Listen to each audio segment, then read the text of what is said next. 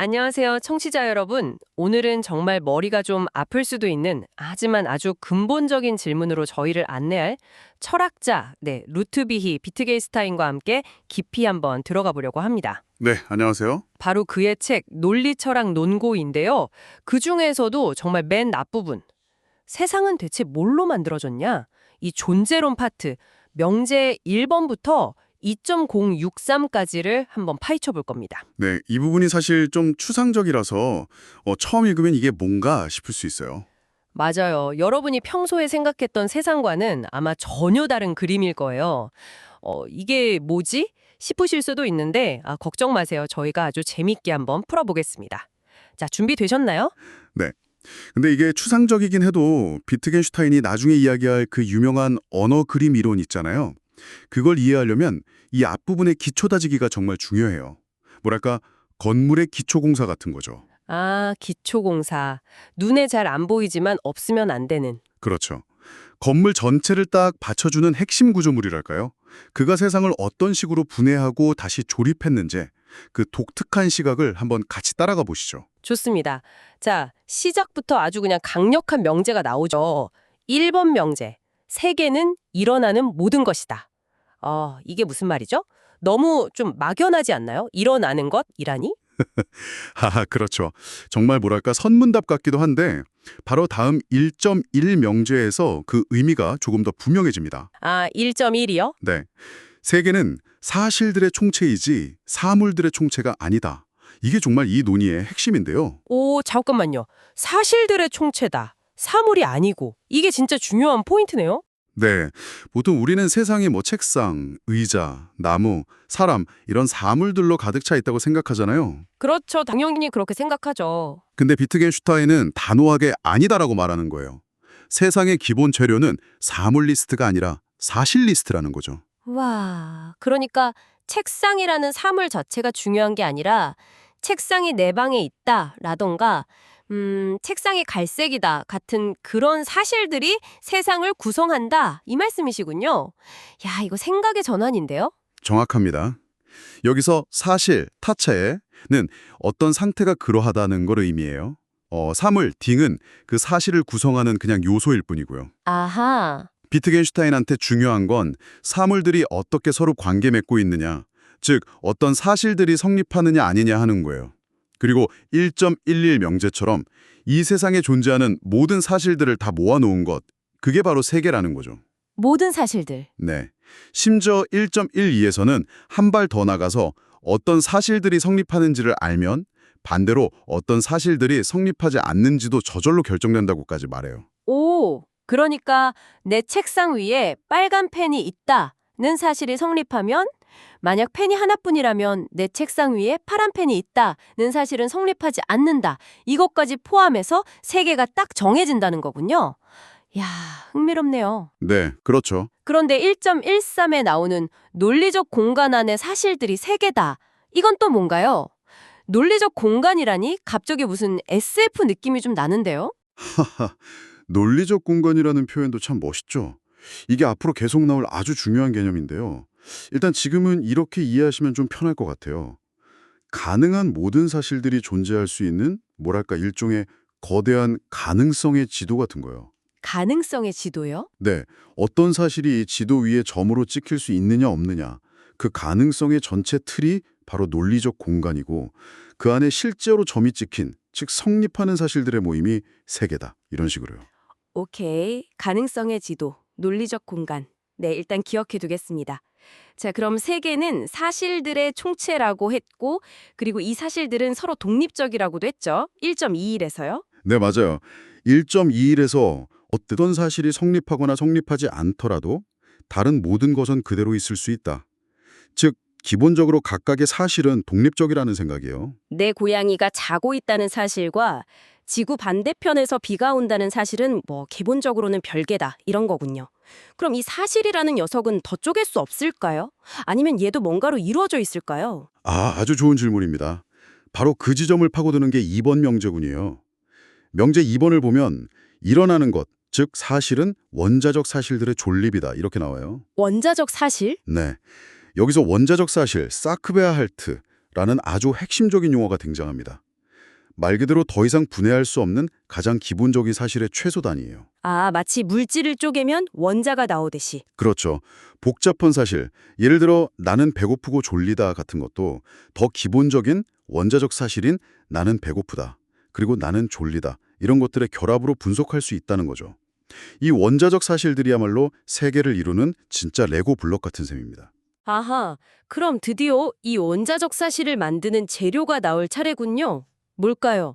설마 여기서 사물이 다시 든자라는 건 아니겠죠? 빙고. 맞습니다. 2.01 명제. 원자적 사실은 대상들, 존재자들, 사물들의 결합이다. 드디어 우리가 아까 버렸다고 생각했던 그 대상, 게겐슈탄트 또는 사물 등이 다시 등장합니다. 와, 화려한 복귀네요. 그렇죠. 하지만 중요한 건 사물 그 자체가 아니라 이 대상들이 어떻게 결합되느냐가 원자적 사실을 결정한다는 거예요. 아, 그러니까 예를 들어 빨강이라는 대상과 공이라는 대상이 어떤 특정 방식으로 딱 결합하면 공이 빨갛다는 원자적 사실이 탄생한다. 이런 식이군요. 네, 맞아요. 2.03에서 원자적 사실에서 대상들은 사슬의 고리들처럼 서로 맞물려 있다고 비유한 게 딱 이거네요. 정말 레고 블록들이 서로 딱딱 끼워 맞춰져서 하나의 작품, 즉 원자적 사실을 만드는 것처럼요. 이거 재밌는데요? 그렇죠. 바로 그겁니다. 대상들이 서로 어떻게 연결되고 배열되느냐, 그게 핵심인 거죠. 자, 그럼 이제 슬슬 궁금해집니다. 이 모든 것의 근본 재료인 대상이란 놈은 대체 정체가 뭘까요? 레고 블록 같다고는 했는데 그냥 평범한 사물과는 뭔가 다른 좀 특별한 점이 있을 것 같은데요? 아주 중요한 지점을 파고드셨네요. 비트겐슈타인은 이 대상의 본성에 대해서 정말 기묘하면서도 중요한 이야기를 합니다. 2.012를 보면요. 대상은 애초부터 혼자 동떨어져 존재할 수 없고 반드시 어떤 원자적 사실의 구성 요소가 될 가능성을 그 본질 안에 품고 태어난다는 거예요. 구성 요소가 될 가능성? 네, 마치 레고 블럭이 다른 블럭과 결합될 수 있는 돌기나 홈을 가지고 태어나듯이 말이죠. 오, 그러니까 대상은 나 홀로 존재. 이게 아니라 나는 다른 애들과 연결될 운명이야. 뭐 이런 느낌인 건가요? 하하, 네, 뭐 그런 셈이죠. 그리고 더 놀라운 건 2.02에서 말하는 내용인데요.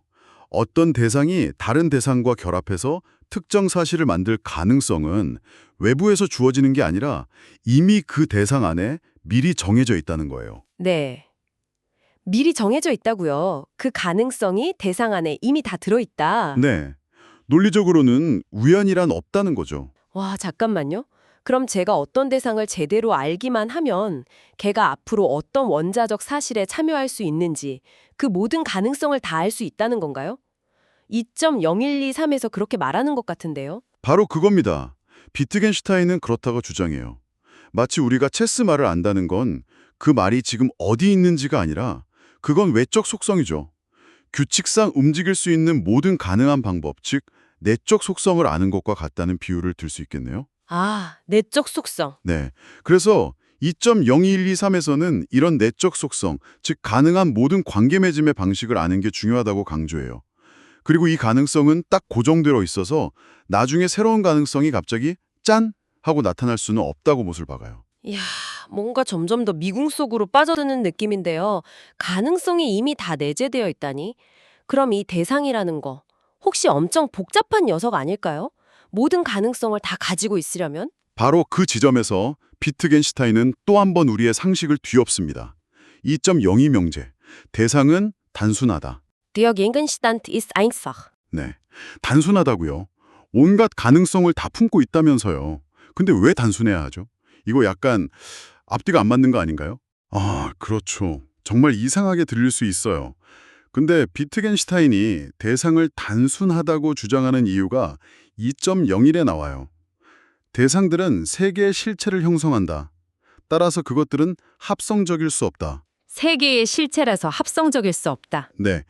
만약 대상 자체가 더 작은 부분들로 이루어진 복합체라면 그 존재 자체가 부분들이 이렇게 저렇게 결합되어 있다는 또 다른 사실에 의존하게 되잖아요. 아, 그렇죠. 그러면 세계의 가장 근본적인 바탕, 즉 어떤 사실에 성립하든 말든 변하지 않고 딱 버텨주는 실체, 서브스텐스가 없어진다는 거예요.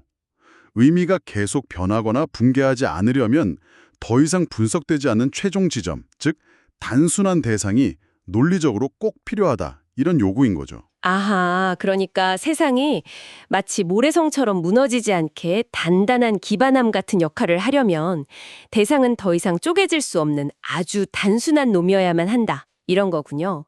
그래서 2.027에서는 고정된 것, 조립하는 것, 그리고 대상은 하나이다라고 말하는 거고요. 네, 맞습니다.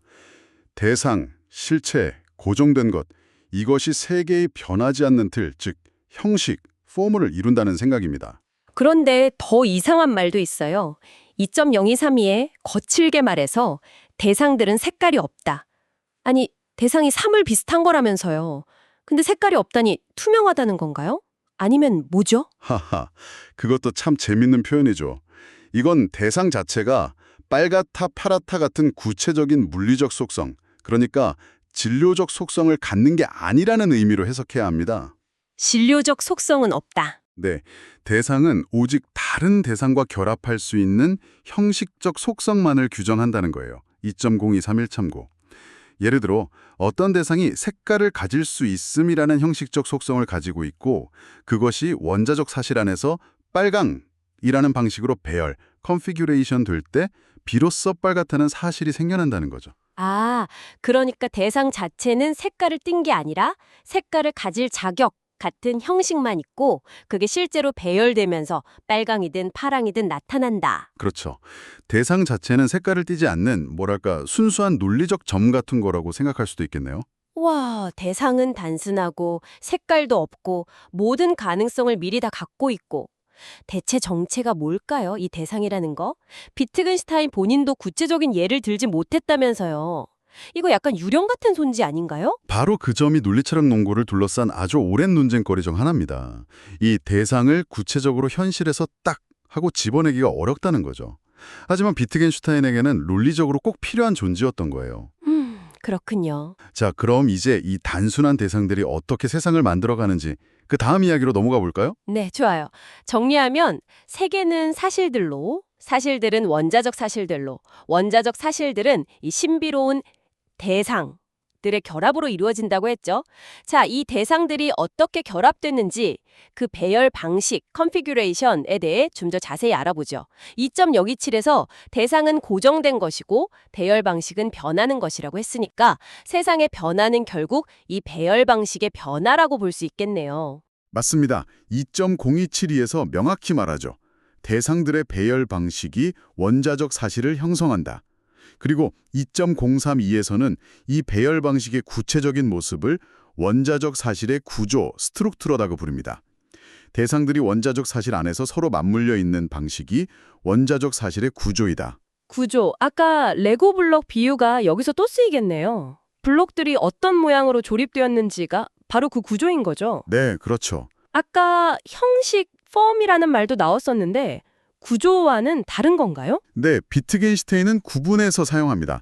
2.033에 따르면 형식은 구조의 가능성이다. 이렇게 말해요. 형식은 구조의 가능성이다. 네, 즉 대상들이 잠재적으로 가질 수 있는 모든 가능한 결합 방식의 틀이 형식이라면 그중에서 실제로 실현되어서 대상들이 구체적으로 딱 결합된 특정 모양새가 바로 구조인 거죠. 아, 비유하자면 형식은 메뉴판에 있는 모든 가능한 옵션이고 구조는 제가 실제로 주문해서 나온 그 메뉴 조합이랄까요? 오, 아주 좋은 비유인데요. 네, 맞습니다. 형식은 가능성, 구조는 실제 모습. 자, 그럼 이제 슬슬 전체 그림을 마무리할 때가 된 것 같습니다. 이 원자적 사실들과 세계는 어떤 관계죠? 2.04에서 명쾌하게 정의합니다. 존립하는 원자적 사실들의 총체가 세계이다. 존립하는 원자적 사실들의 총체. 네, 가능한 수많은 원자적 사실들 중에서 실제로 딱 일어나고 있는, 즉 존립하는 베스트엔 원자적 사실들만 싹 모아놓은 것. 그것이 바로 우리가 경험하는 현실 세계라는 겁니다. 그럼 존재하지 않는 원자적 사실들은요? 예를 들어 내 방에 유니콘이 있다 같은 거요. 이런 건 그냥 아무 의미도 없는 건가요? 아니요, 그렇진 않습니다. 여기서 실제, worklessness라는 개념이 중요해지는데요. 2.06을 보면 원자적 사실들의 존립과 비존립이 실제이다. 이렇게 되어 있어요. 존립과 비존립. 아, 네, 실제는 존재하는 사실, 즉 긍정적 사실뿐만 아니라 존재하지 않는 사실, 부정적 사실까지 모두 포함하는 더 넓은 개념이에요. 세계는 존립하는 사실들의 집합이지만 실제는 존립하는 것 플러스 존립하지 않는 것 모두를 아우르는 거죠. 아, 세계는 실현된 현실이고 실제는 가능한 모든 긍정-부정 시나리오를 다 포함하는 거군요. 이해됐어요. 그리고 여기서 다시 한번 원자적 사실들은 서로 완전히 독립적이라는 주장이 나오네요. 2.061, 2.062에서요. 네, 맞아요. A라는 사실 때문에 반드시 B라는 사실이 일어난다. 이런 식의 인과관계를 부정하는 것처럼 들리는데요. 이건 좀 충격적인데요. 네, 그렇죠. 초기 비트겐슈타인의 이 생각은 우리가 일상적으로 느끼는 인과율과는 거리가 좀 있습니다. 각 원자적 사실은 그냥 독립적으로 존립하거나 존립하지 않을 뿐 하나가 다른 하나를 논리적으로 못 끌어당기거나 밀어내는 그런 필연적 관계는 없다고 본 거예요. 세상이 아주 잘게 쪼개진 뭐랄까 모자이크 조각들 같은 느낌이네요. 서로 영향을 안 주는. 네, 그렇게 볼 수도 있겠네요. 정말 독특한 세계관이죠. 네. 자, 그럼 오늘 다룰 마지막 명제 2.063입니다. 총체적 실제가 세계이다. 잠깐만요. 아까 2.04에서는 존립하는 원자적 사실들의 총체가 세계라고 했는데 이제는 실제 전체, 존립 플러스 비존립가 세계라고 하네요. 이거 약간 말이 다른 거 아닌가요? 제가 잘못 이해했나요? 아닙니다.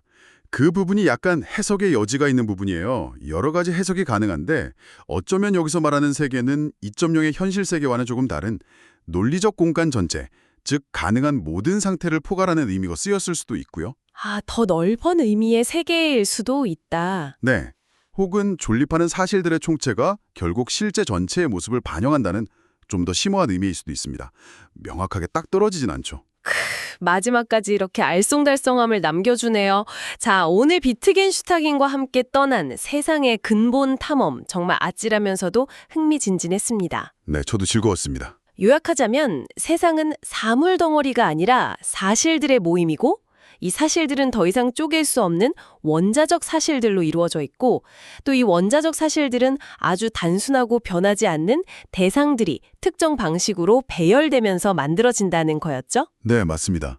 그리고 실제는 이 원자적 사실들이 존재하거나 존재하지 않는 모든 경우를 포함하는 개념이었고요. 네. 이렇게 단단하게 어쩌면 좀 기묘하게 세워진 존재론적 기초 위에서 비트겐슈타인은 비로소 언어가 어떻게 세상을 거울처럼 비추는지 그 유명한 그림 이론을 펼쳐나갈 수 있게 됩니다. 이제 다음 단계로 나아갈 발판이 마련된 거군요. 그렇죠. 특히 오늘 살펴본 대상은 단순하다는 생각, 그리고 대상 안에 모든 가능한 연결 방식이 이미 들어있다는 그 아이디어는 언어와 세계의 관계를 이해하는 데 아주 결정적인 역할을 하게 되죠. 자, 청취자 여러분, 이제 주변을 한번 둘러보세요. 비트겐슈타인의 눈으로 보면 저기 놓인 컵은 그냥 컵이라는 사물이 아니라 어쩌면 컵이 테이블 위에 있다, 컵이 비어있다 같은 사실들을 구성하는 어떤 신비한 대상들의 특정한 배열 방식으로 보일지도 모르겠습니다.